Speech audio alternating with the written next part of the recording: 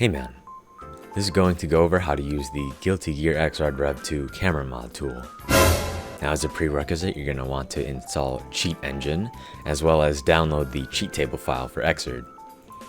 Now you can go ahead and open up this cheat table file, and once you have Guilty-Gear open in Cheat Engine, you're going to want to open up the Guilty-Gear process, and say yes to keeping the current address list code list.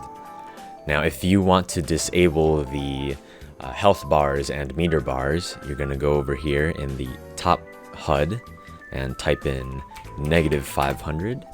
And for the bottom HUD, you're going to set this to 500. And then you can go ahead into training. To be able to move the camera, you have to first freeze the camera. So in Cheat Engine here on the bottom left in Advanced Options, you're going to select these camera addresses, right click, and then click Replace with Code that does nothing. Now if you go back into Guilty-Gear, you can see that the camera is now frozen.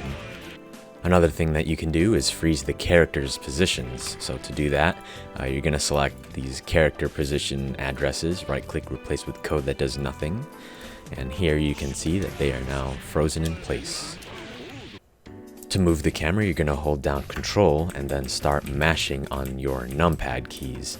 If you need to rotate the camera, you're going to hold down Control and Z and then start mashing on the numpad keys.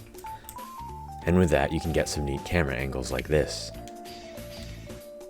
If you need to set your camera back to default position, you can go into Cheat Engine here, select all of these red texts, right click, and restore with original code.